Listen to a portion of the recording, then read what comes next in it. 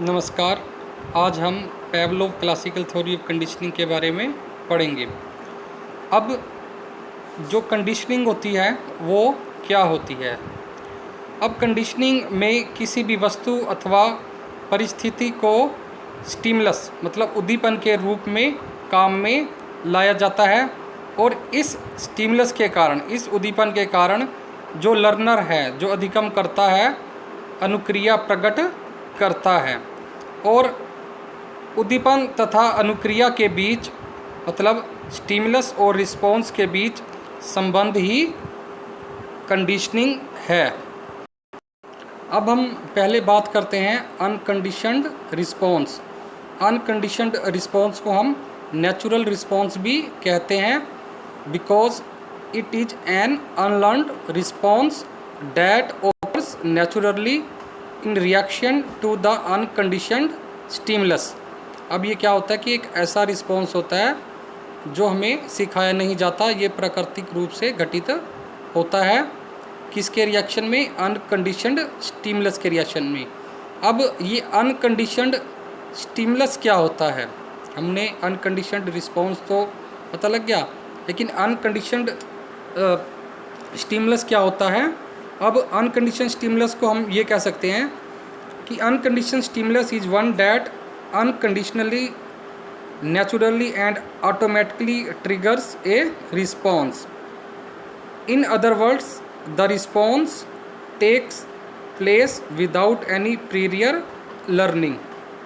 यानी कि जो रिस्पॉन्स होता है वो बिना किसी लर्निंग के घटित होता है, और जो स्टिमुलस होता है वो अनकंडीशनली, नेचुरली, ऑटोमेटिकली जो रिस्पॉन्स है उसको ट्रिगर करता है, उसको करवाता है।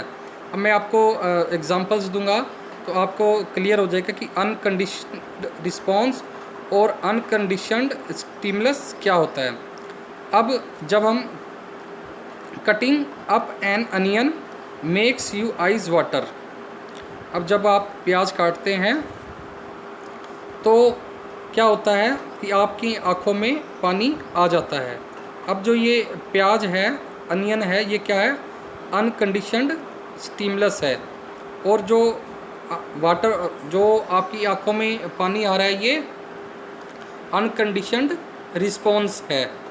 या एक और एग्जांपल बताता हूँ मैं आपको कि जब आप पोलन फ्रॉम ग्रास और फ्लावर्स, जो घास या पौधों के फूलों के अंदर परागकण होते हैं, छोटे छोटे कण होते हैं, कोज यू स्नीच, उससे आप उसके पास जाएंगे या आपकी वो नाक में जाती है तो आपको छींक आ जाती है।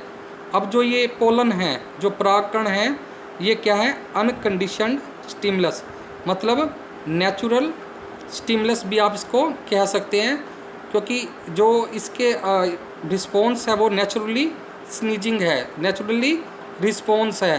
मतलब कि आपको ऐसा सिखाया नहीं गया कि आप स्नीज करें, ठीक है? ये एक नेचुरली हैपनिंग होती है। अब जैसे loud bang causes you to flinch away from the sound. अब the unexpected loud noise is unconditioned stimulus. अब जब कोई आप बहुत ज़्यादा तेज़ आवाज़ सुनते हैं तो आप क्या करते हैं कि एकदम पीछे की तरफ भागते हैं, because it is automatically triggers a response with no prior learning. अब इसमें जो लाउड बैंग है, जो नॉइस है, वो क्या है?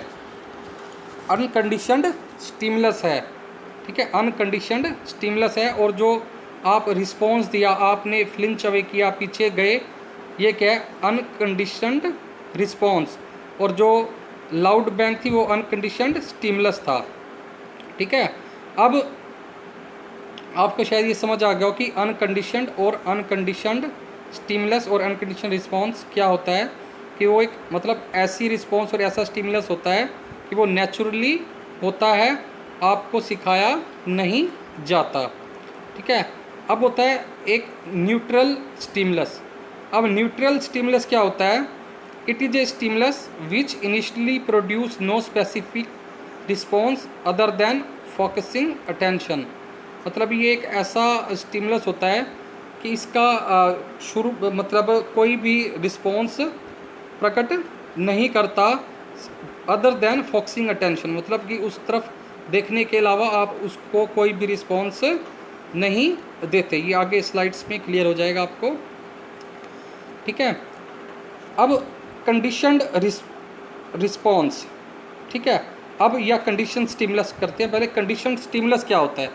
अब जो ये कंडीशनड स्टिमुलस होता है, ये क्या होता है, ए previously neutral stimulus that after repeated association with an unconditioned stimulus elicit the response produced by the unconditioned stimulus itself।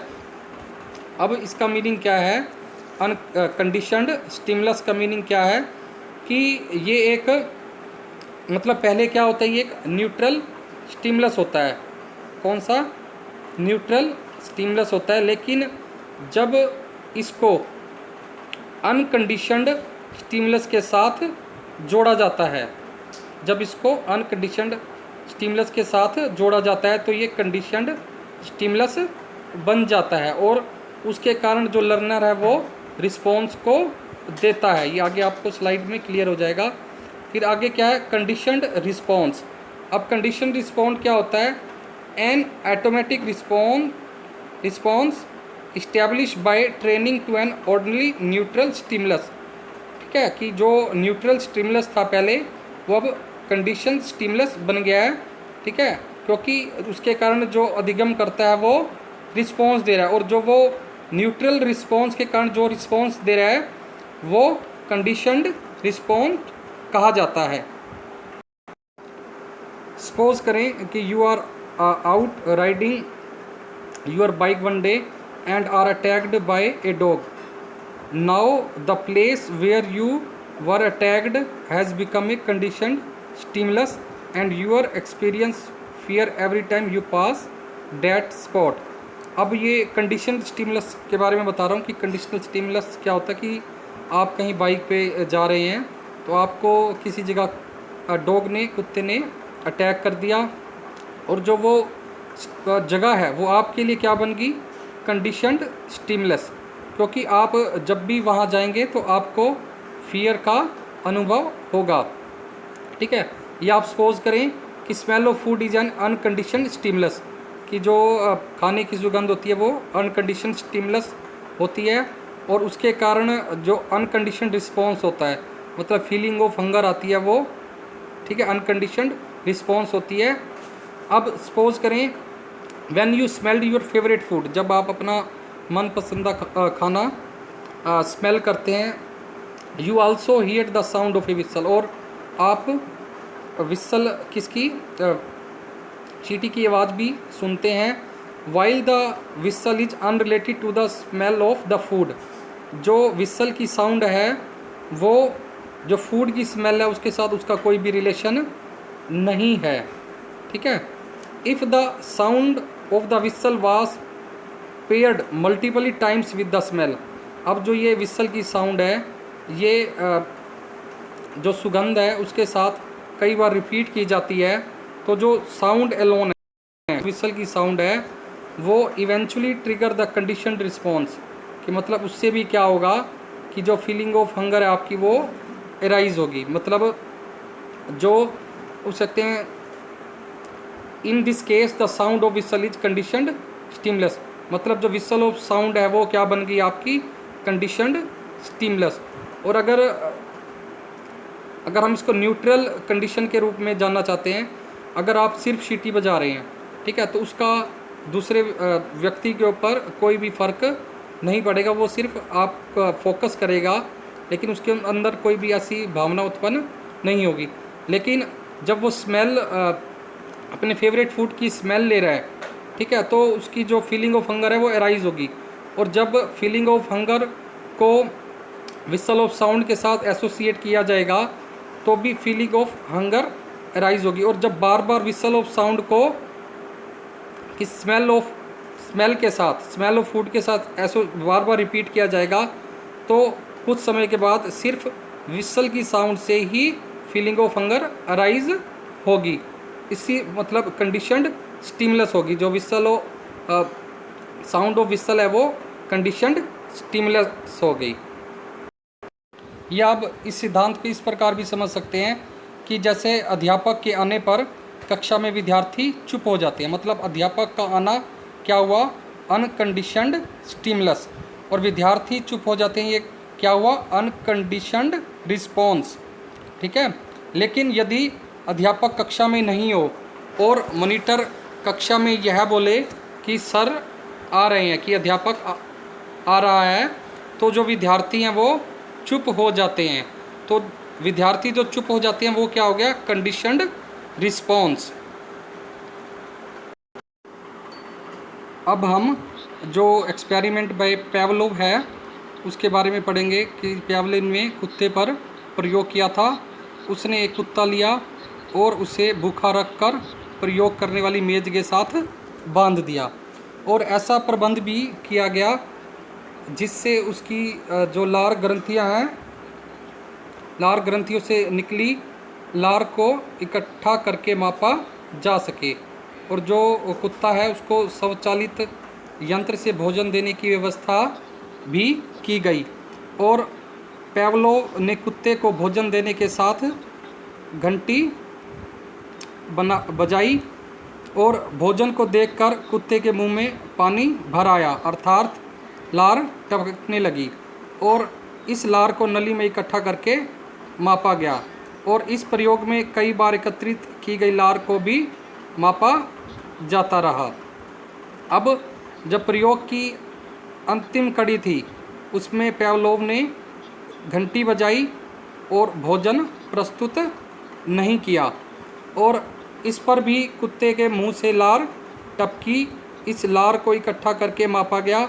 इस प्रयोग में जो नेचुरल स्टिमुलस था, भोजन था, और जो कृत्रिम उद्दीपन था ने प्राकृतिक प्रभाव दिखाया, अर्थात घंटी की आवाज़ से कुत्ते के मुंह में लार पैदा की गई। अब इस प्रयोग का क्या परिणाम रहा कि कुत्ते ने यह सीखा कि जब घंटी बजेगी उस समय खाना मिलेगा उस समय खाना मिलेगा। यह बात सीखने पर उसके मुंह में लार आनी शुरू हुई। इस प्रकार सीखने को अनुबंधन द्वारा सीखना कहते हैं, लर्निंग बाय कंडीशनिंग कहते हैं। अब अनुबंधन द्वारा सीखने पर प्राकृतिक उद्दीपन भी प्रस्तुत किया जाता है, और कुछ समय के पश्चात प्राकृतिक उद्दीपन के साथ साथ कृत्रिम उद्दीपन भी प्रस्तुत किया जाता है, और कुछ समय के पश्चात जो प्राकृतिक उद्दीपन है, मतलब अनकंडीशनड स्टिमुलस है, उसको हटा लिया जाता है, और कंडीशनड जो स्टिमुलस है उसी से ही रिस्पॉन्स होता है जो प्राकृतिक उद्दीपनों से होती है। इस प्रकार जो कंडीशनड स्टिमुलस होता है उसके साथ रिस्पॉन्स अनुबंधित कंडीशन हो जाता है।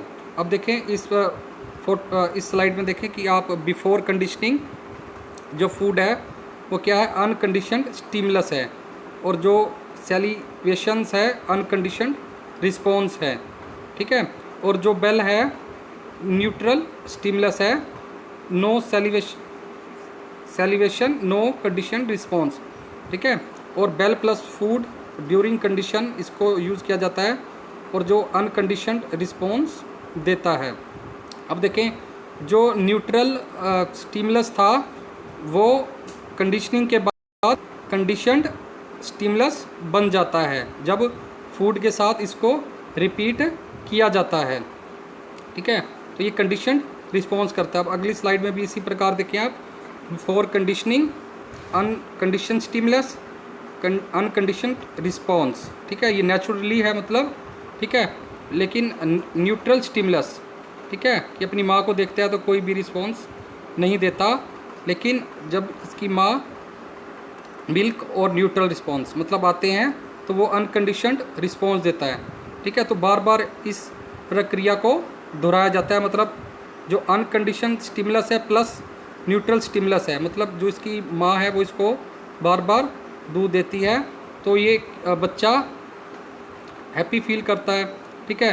तो रिस्पॉन्स देता है, और जब इसकी सिर्फ माँ आती है तो क्या होता है कि ये बच्चा तब भी रिस्पॉन्स करता है, क्योंकि इस बच्चे ने क्या करा है, जो अनकंडीशनड स्टिमुलस है, ठीक है, उसको वो इसके साथ एसोसिएट हो गया है कंडीशनड स्टिमुलस के साथ, इसलिए वो जो रिस्पॉन्स है वैसा ही करता है, और ऐसे रिस्पॉन्स को हम कंडीशनड रिस्पॉन्स कहते हैं।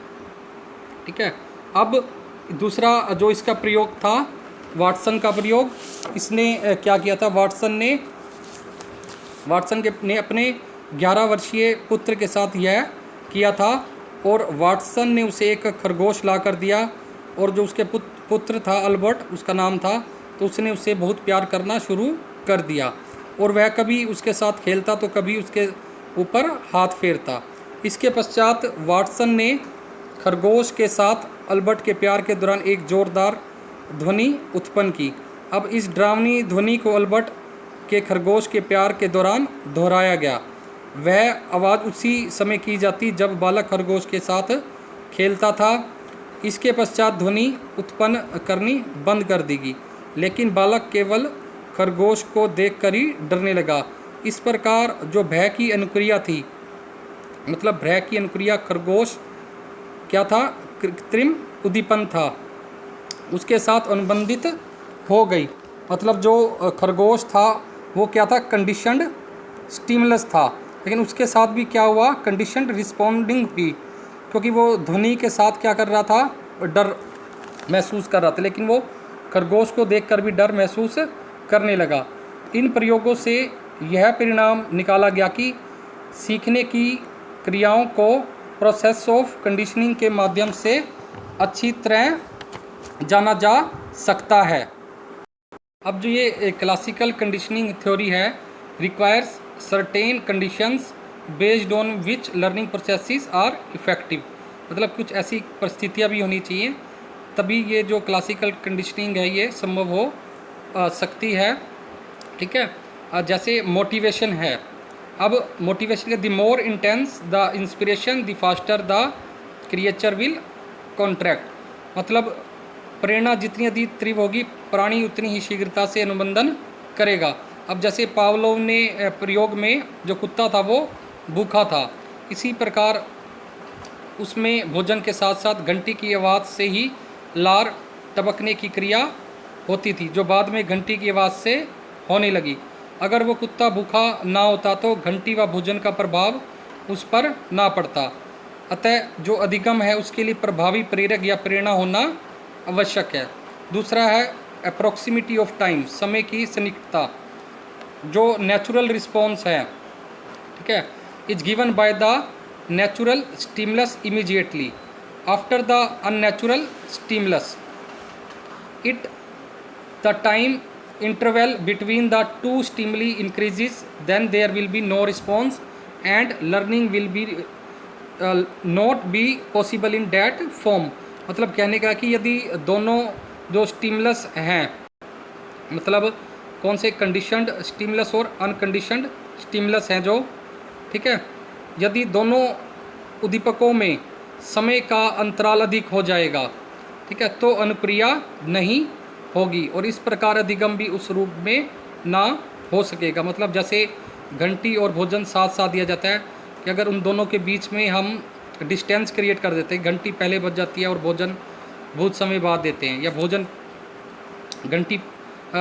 दे देते हैं, घंटी बाद बहुत समय बाद बजाई जाती है, ठीक है, तो अगर उनमें टाइम में का अंतराल होगा तो जो लर्निंग है वो पॉसिबल नहीं हो पाएगी। इसलिए जो स्टिमुलस है उनके अंदर टाइम डिस्टेंस नहीं होना चाहिए।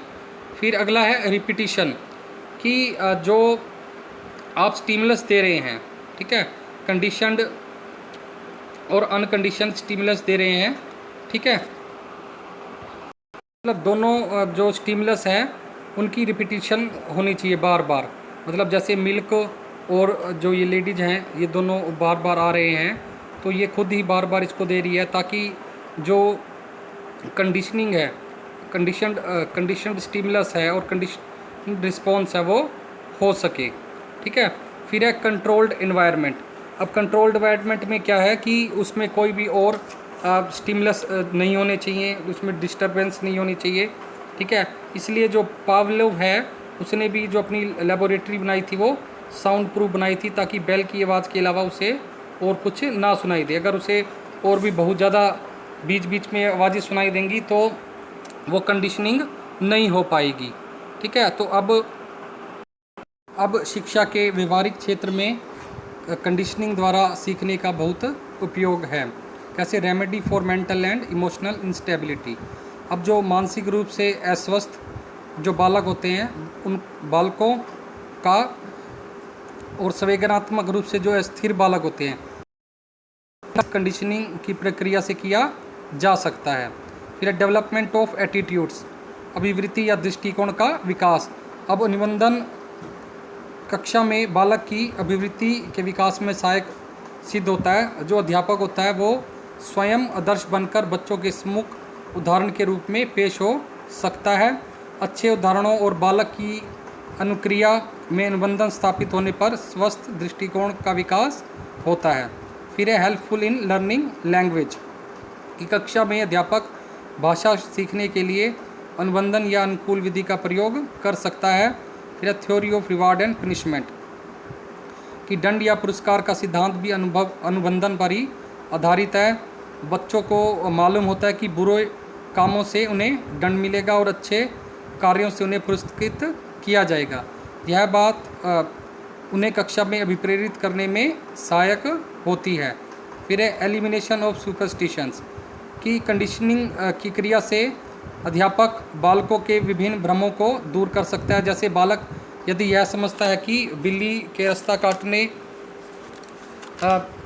से उन्हें दंड मिलेगा, या तो अनुकूलता या अनुबंधन द्वारा उनके इस भ्रम को दूर किया जा सकता है। फिर है useful in knowing culture and cultivation, की सभ्यता और संस्कृति के ज्ञान में कंडीशनिंग की प्रक्रिया भी बहुत सहायक होती है। बालक छोटी सी आयु में बहुत सी बातें सीख जाते हैं। अब है यूजफुल इन एडजस्टमेंट, विभिन्न प्रकार के वातावरणों में संयोजन करने में अनुबंधन विधि लाभदायक सिद्ध होती है, और बालकों का कक्षा के और स्कूल के वातावरण में समायोजन इस विधि द्वारा अधिक होता है। अगला है development of fear love and jealousy. अब अनुबंधन द्वारा कक्षा में भय, प्रेम और घृणा का विकास बहुत हो सकता है। जैसे कक्षा में कोई अध्यापक किसी बालक को अधिक पीटता है या उसका मजाक उड़ाता है, तो वह बालक उस अध्यापक का नाम सुनते ही भय या घृणा का प्रदर्शन करेगा। और यदि कोई अध्यापक कक्षा में बच्चों से प्रेम प्रदर्शित करता है, तो बच्चे उस अध्यापक का नाम लेते ही आदर सत्कार के भाव प्रस्तुत करेंगे। अगला है useful of audio visual aids. अब कक्षा में अनुबंधन द्वारा दृश्य श्रवणी सामग्री का प्रयोग बहुत प्रभावशाली ढंग से किया जा सकता है। जैसे कक्षा में छोटे बच्चे हैं, ठीक है, उनको हम एलिफेंट शब्द लिखना सिखाते हैं, तो एलिफेंट शब्द लिख कर हम उसके साथ एलिफेंट का फ़ोटो भी बना सकते हैं। ठीक है, और हम उस शब्द के साथ उसको लिख देंगे, जैसे एलिफेंट। ठीक है, अब बच्चा क्या करता है कि फ़ोटो देखकर और बच्चे को हम एलिफेंट बोलने के लिए बोलते हैं, और बार बार इस प्रक्रिया को दोहराया जाता है।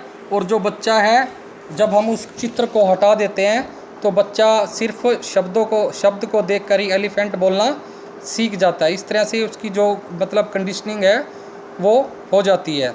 अब कंडीशनिंग, कई बार जो कंडीशनिंग होती है उसको समाप्त करना पड़ सकता है या स्वयं समाप्त हो जाती है। इसके लिए इसे हम डीकंडीशनिंग कहते हैं। और डीकंडीशनिंग करने के लिए lack of motivation, increase in interval, ठीक है, प्रेरणा का अभाव, मध्यांतर में वृद्धि, और लैक ऑफ रिपीटिशन, और जो प्राकृतिक उद्दीपन को हटाना, रिमूवल ऑफ जो नेचुरल स्टिमुलस है, आदि तत्व उत्तरदायी होते हैं। अब क्लासिकल कंडीशनिंग से हम बच्चों की हैबिट फॉर्मेशन भी करवा सकते हैं। जैसे हम बच्चों से कोई एक्टिविटी करवाते हैं तो हम पूछ सकते हैं कुछ ऐसी अपनी प्रतिक्रियाएं कर सकते हैं कि बच्चे को पता चल जा, हमारे बिना बोले ही पता चल जाए कि हम क्या चाहते हैं। जैसे हम clapping 3 times to get class quiet, कि हम 3 बार ताली बजाते हैं और बच्चे को बोलते हैं कि चुप हो जाओ, और इसी तरह हम इसको रिपीट करते रहते हैं कई दिन। और जब हम सिर्फ क्लैपिंग बजाते हैं और नहीं बोलते तो बच्चे अपने आप ही समझ जाते हैं कि सर चुप होने के लिए बोल रहे हैं। या counting down from 20 to get class to clean up, या हम 20 तक गिनते हैं और बच्चे को क्लास साफ़ करने के लिए बोलते हैं बार बार। तो फिर हम जब क्लास में 20 तक उल्टी गिनती करना शुरू करते हैं तो बच्चे क्लास को साफ़ करना शुरू कर देते हैं। या flashing the lights twice to get the class to return to their seats, ये हम जो लाइट्स हैं उसको बार बार फ्लैश करते हैं, 2 बार जलाते हैं बुझाते हैं, तो बच्चे क्या करते हैं अपनी सीट पर वापसी चले जाते हैं। और इस प्रक्रिया को हम बार बार दोहराते हैं तो जो बच्चे हैं उनको पता चल जाता है, और नहीं बोलते तो बच्चे समझ जाते हैं कि सर कह रहे हैं कि क्लास के अपनी सीट्स पर जाएं। तो इस प्रकार से सफाई है, समय पर कार्य करना है, आदर करना है, इस विधि से सिखाया जा सकता है। और अनुशासन की भावना का विकास भी इस विधि से किया जा सकता है।